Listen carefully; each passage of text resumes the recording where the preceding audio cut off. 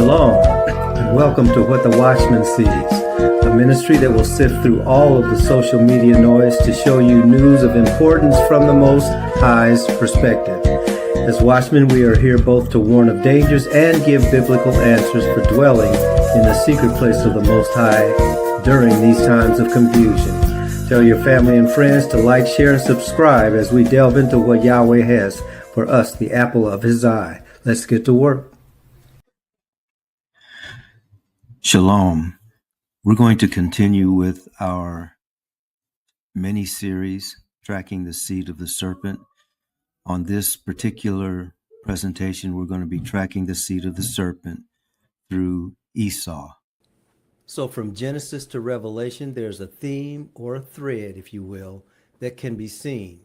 That theme is found in Genesis chapter 3, and that's where the seed of the woman and the seed of the serpent are seen. Those seeds are eternally at enmity with one another.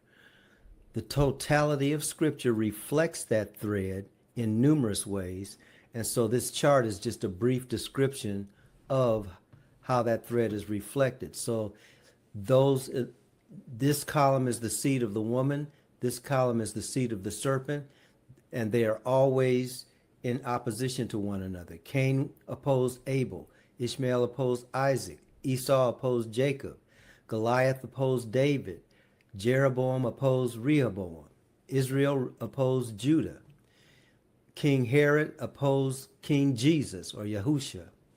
The Roman Catholic Church or the Roman Church opposed the kingdom assemblies or the born again believers. The Edomites are called false Israel versus resurrected Israel, and we're going to be spending time on those things. Those who are not under covenant versus the covenant keepers. The seed of the serpent is called the tares. The seed of the woman is called the wheat.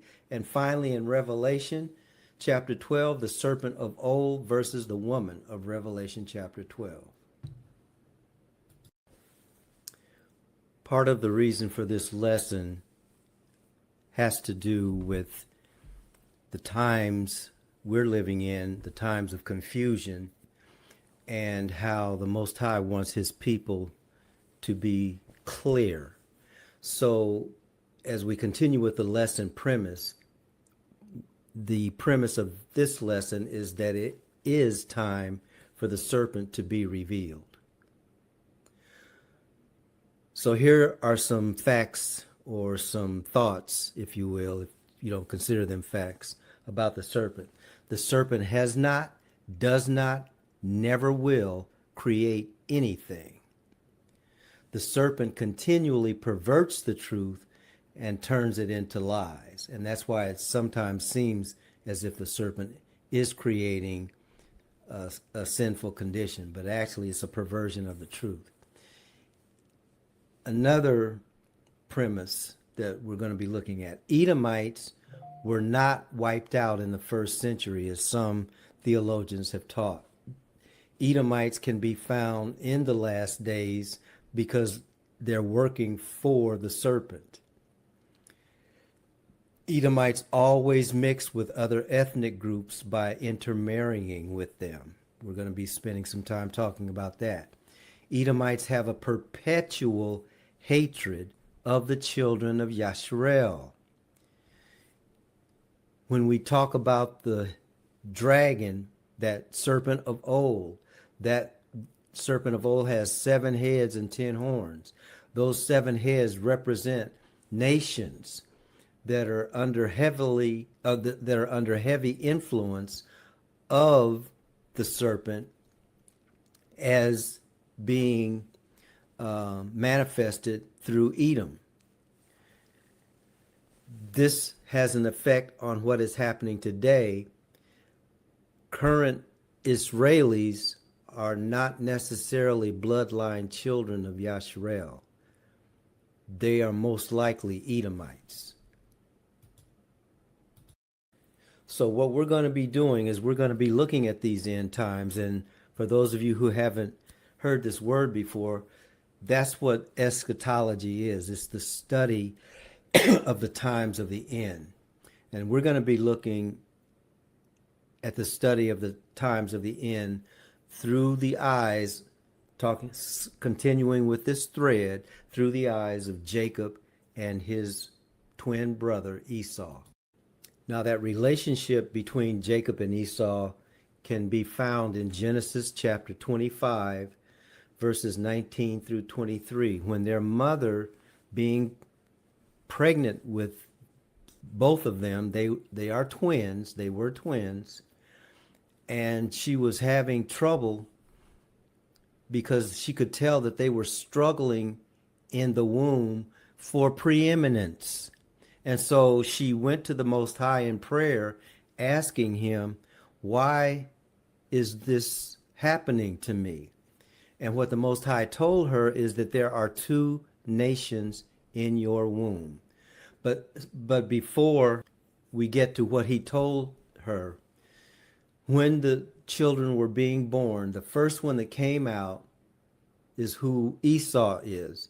And he's described as being red all over and hairy. He's the one that came out first. His brother Jacob came out with his hand on the heel of Esau. And his name actually means the grabber of the heel, or the supplanter. Esau, when they got old enough, or actually when they were grown, had come out from the field. He was a hunter, okay, and he came out from the field hungry. His brother Jacob had fixed a meal of lentils, and so he said, give me some of those lentils because I'm famished. Jacob said to him, I'll give you the lentils if you give me your birthright. See, that was what they were struggling over. When they were struggling in the womb, they were struggling as to who's going to come out first. Because in the culture of the day, the firstborn child always was the child who would carry on the name. He would have a double portion of the inheritance. So it was a big deal as to who's going to be the firstborn. So the babies knew that in the womb. They were fighting to be the firstborn. So when Jacob came out second, which meant that he wasn't the firstborn, he still wanted to be. So he said, well, I'll give you this food if you sell me your birthright. Esau said, what good is a birthright to me when I'm hungry? I'm about to die of starvation. So he sold Jacob his birthright, and Jacob took it, all right? And he took it having purchased it for a bowl of lentils. That's the story, okay? That's the continuation of this fight in the womb. So what the Most High had told Rebekah is that there are going to be two nations in your room, two peoples. When the word nation is used, it's talking about family groups, it's talking about ethnic groups. There are two nations in Rachel's womb, even though they are twins. And those two people will be separate. They're not going to get along. One will be stronger than the other.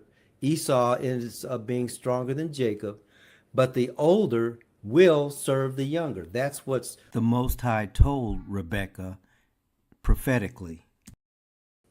So now we're going to look a little bit more in depth at Esau and facts about Esau. Esau's genealogy, when you look in the scripture, is more extensive than that of Jacob. Why? Because Esau is a part of the seed of the serpent, and the seed of the serpent is found throughout the planet. Because the seed of the serpent represents sin. It represents rebellion. It represents constant warfare against the Most High and the Most High's people. So it has to be found throughout the world. And that's the case with Esau. And as it was with his brother, Esau gets destroyed several times, but Esau always comes back because he's a warrior. Esau likes to fight. So even if you beat Esau down, he's going to get back up and come right back at you.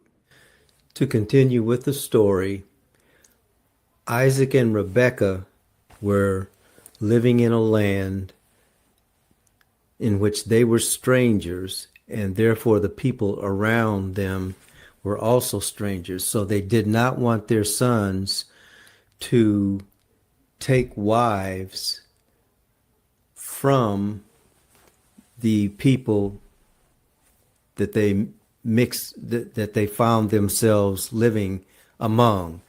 However, Esau, because he was still angry at his parents for what had happened with his brother Jacob, he did take wives of those people. So his wives came from Judith, who was the daughter of Beriel, the Hittite, Basemath, the daughter of Elon, the Hittite, and they brought grief to Isaac and to Rebekah.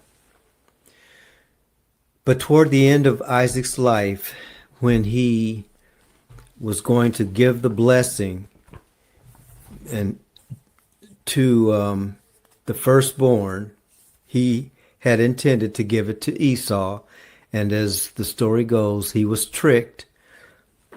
His wife, Jacob's mother, told Jacob to pretend that he was Esau so that he could get the blessing, and hopefully we remember that story. So when Esau came to receive the blessing, he was not able to get it, and Esau became furious. Okay, so he asked Isaac, "Is there a blessing for me?" And this is what Isaac said to his son Esau. He did give him another blessing besides the one that was to go to the firstborn, and he said, "Your dwelling place shall be away from the riches of the land. You shall live by the sword and serve your brother. When you rebel, you will tear his yoke from your neck." This blessing made Esau hold a grudge against his brother Jacob. And so then the next couple of slides are just, we talked already about the extent of Esau's family line. So we see in 1 Chronicles chapter 1, verses 35 through 54, several things. It talks about who he married. He said he married the daughters of Canaan, which he was told not to do, Adah and Elon, the Hittite. He married Oholibamah, the daughter of Anah, the Hivite. And then he went to Ishmael's family and married Mahalath Basmath, which was Ishmael's daughter. And then it talks about who his children were, specifically who his sons were: Eliphaz, Reuel, Jeus, Jalam, and Korah. And then it talks about Eliphaz's sons: Timon, Omar, Zepho, Gatam, Kenaz, Timnah, the concubine, Amalek, which is an important name for us to mention because the Israelites, the Israelis of 2024 are justifying their genocide of the Palestinians over in the land, saying that those Palestinians are Amalekites and they were given permission to kill all of them. That's why that's their biblical excuse for the genocide that they're carrying out. So that's why that word Amalek is highlighted here. Then the sons of Reuel, Nahath, Zerah, Shema, Mizah, and Anah. Now, among the people that Esau, Edom, took wives from, and then once his family began to populate, they went to other areas. One of the areas that they went into was the mountains of Seir, which is just south and east of what we call the land of Yasharel, the land of Israel. Okay, they were mountain people. That's where the Hittites were, for instance. That's where the Horites were. Now, we're not going to get into that much detail here, but not everybody, not every humanoid on the planet was put here by the Most High. I'll just say it that way. If you remember from Genesis chapter 6, it talked about the sons of God looking at the daughters of men in lustful ways and taking them for wives. And they came up with offspring that were called giants, but actually they were mixed children, all right? They lived in caves in the mountains, and the mountains of Seir, some of them were called Horites. All right. So when it talks about the people of Seir and Edom, it's talking about those people or descendants of those people. And like I said, that's a whole study in and of itself. I already understand it can be controversial because some people don't believe that angels can mix with humans, but the scriptures do not rule that out. But in any case, so what you have is a group of people that the Most High never intended to be in great numbers on this planet. So when we hear about the story of the flood, part of the reason why the flood happened was because those hybrids had taken over the planet. They were eating people.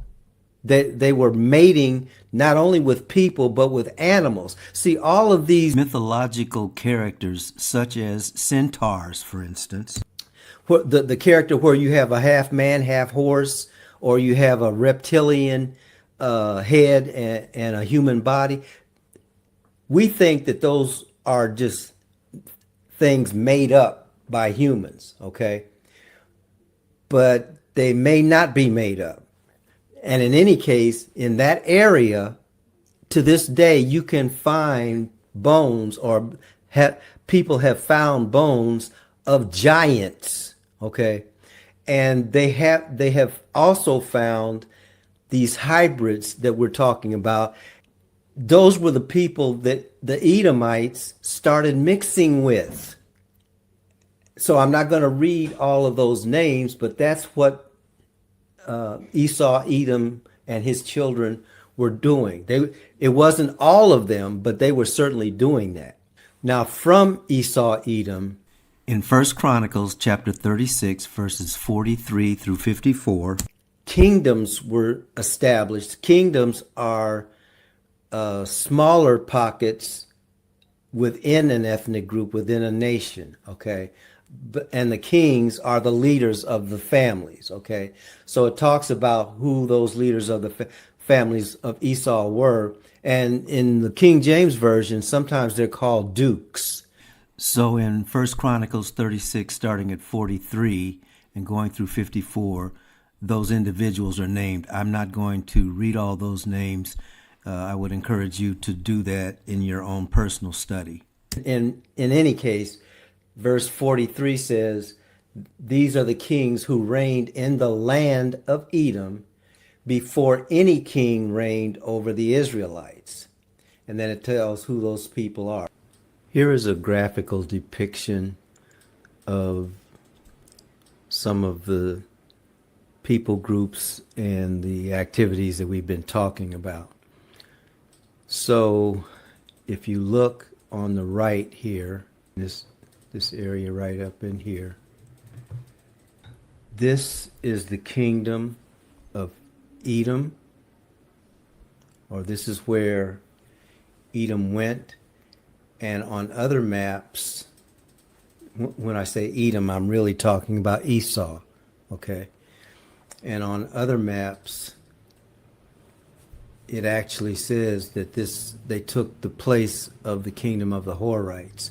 So this area was also the kingdom of the Horites, this area right in here. Now, Isaac and Rebekah came from, Rebekah came from up here, which is where Isaac's people were. And they eventually ended up in this area. This is where Abraham was actually buried. And as you can see here, it's called the Kingdom of Judah because this is after the two kingdoms, the 12 tribes of Israel had split up. But so the Kingdom of Israel is in blue, the Kingdom of Judah is in sort of pink. But Edom is right here. Okay, so that is one depiction. Another one would be over here on this map. And this is during the time where and when Jesus was walking, Yeshua was walking. So as you can see, the area where the 10 tribes are, they're no longer there. The 10 tribes went all the way up into this area, though. Let me highlight that again. Went all the way up into this area here. This is the Sea of Galilee right here. So, and then this says Samaria. So, roughly, this is where the 10 tribes were. And then below that is where the kingdom of Judah, or the Yahudi, were. And as you can see, this is Jerusalem. And the area is called Judea. But if you look right below Judea, this other area is called Idumea. That's where the children of Esau, the offspring of Esau, were living. And if going back over here, you can see how much territory they took up. And although Idumea is here, they used to be down in this area as well. Down in this area. Okay. So they used to have all of that. All of that was what we would call Edom. All right. Which has now become Idumea. So that's just a graphical depiction of the areas that we're talking about. By the way, this little strip right in here, that's where all the drama is going on today. That's Gaza. Okay. The other place where there are some, what they call Palestinians, is like right in here, called the West Bank. Okay. So that's what all of the furor is about. But then the question is, who are these people that are prosecuting this war and, as some have said, this genocide? So just to show you on a map where those places are. Now, while all of that is going on, there's this other brother called Jacob, whose name was changed to what we call Israel in English, but in Hebrew it's Yashrel. So Yashrel's blessing from Isaac is recorded here. He says, "May Yah give you the dew of heaven, the riches of the earth, and abundance of grain and new wine. May peoples serve you and nations bow down to you. May you be the master of your brothers. May the sons of your mother bow down to you. May those who curse you be cursed, and those who bless you be blessed." That's why it's so important for us to know who Jacob Yashrel is, because that blessing belongs to Yashrel. Here are some facts to consider. When it comes to who is a Jew or who is Jewish, that does not necessarily mean that those are Israelites.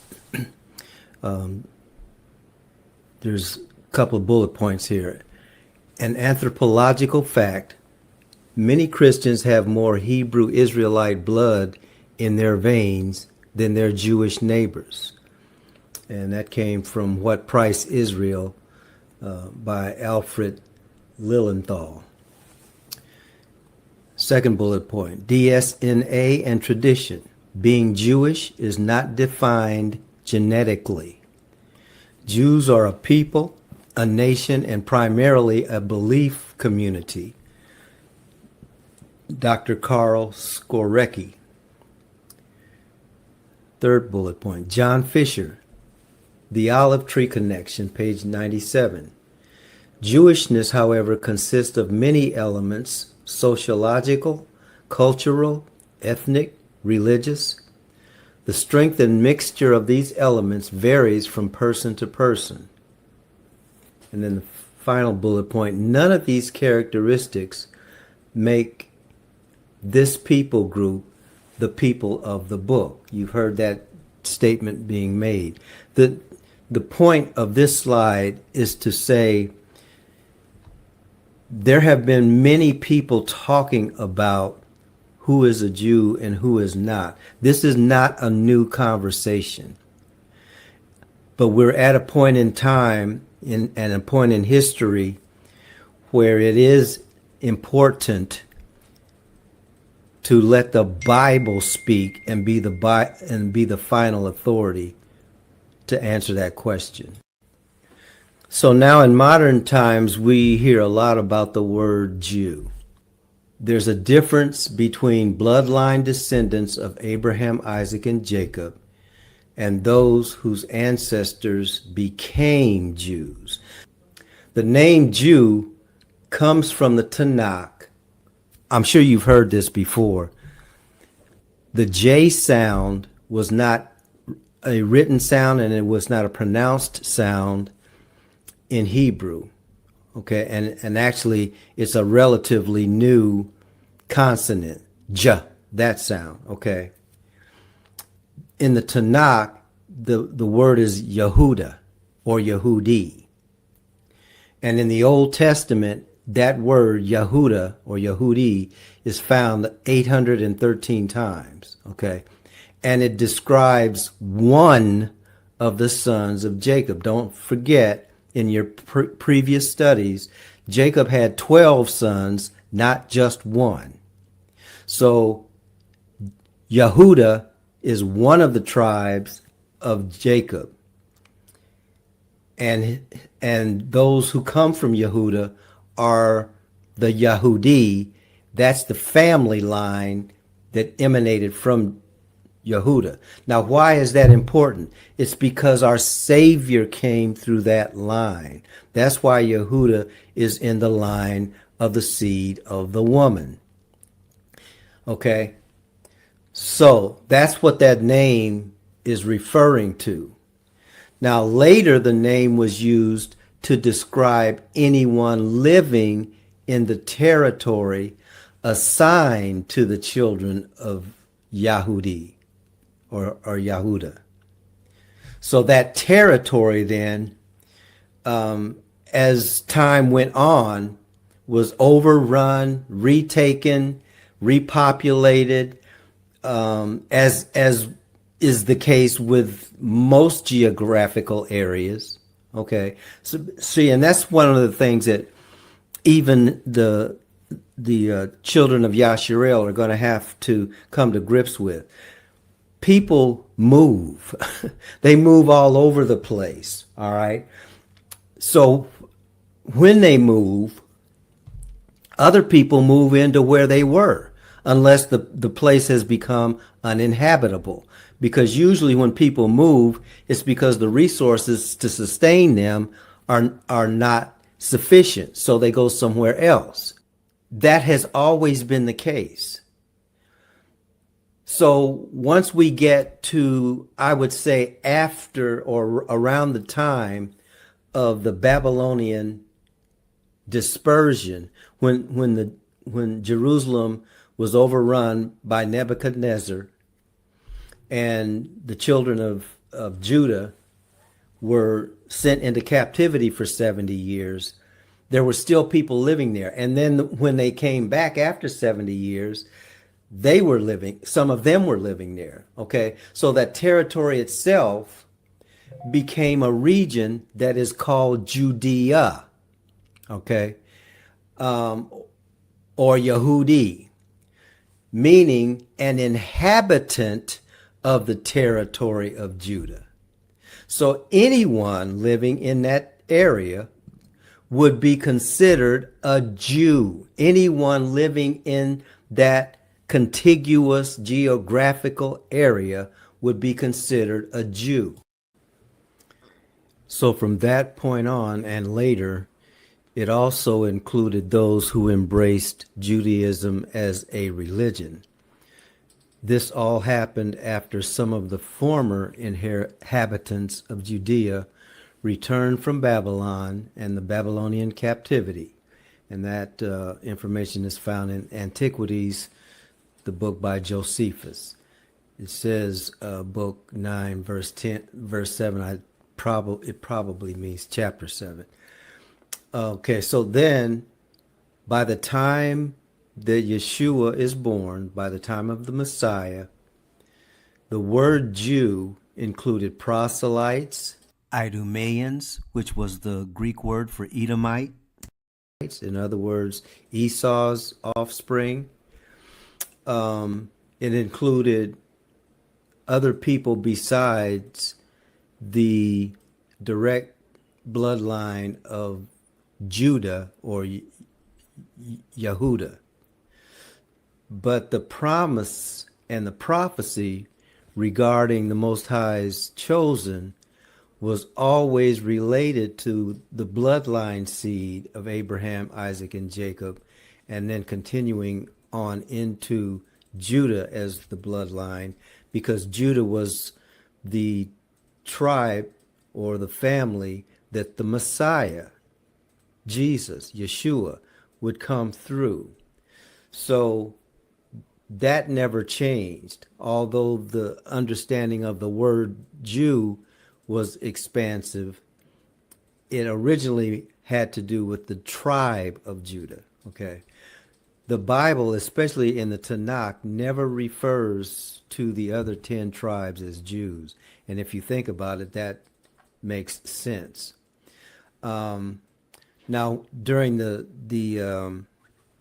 New Testament, when it talks about Jesus and his relationship to the Jews, or Jesus saying salvation is of the Jews, that word Jews is used for the people who are in that area. Okay, so it's not like the Bible never talks about Jews in a larger sense, but when it comes to the promise is always through the bloodline that Yeshua came through. Okay, but to sort of wrap up the thought, in the land of Judea, during the time that Jesus was walking the earth, there were many races and people groups that included Canaanites, it included Edomites, again, the Edomites being the descendants of Esau. It included other ethnicities. Well, we already mentioned Idumeans, which were again part of the Edomite group. All lived under the moniker of Jew, but not all were descendants of Judah. So we'll stop the study here and pick up one more time. Father, bless you and keep you. Father, make his face to shine upon you and be gracious to you.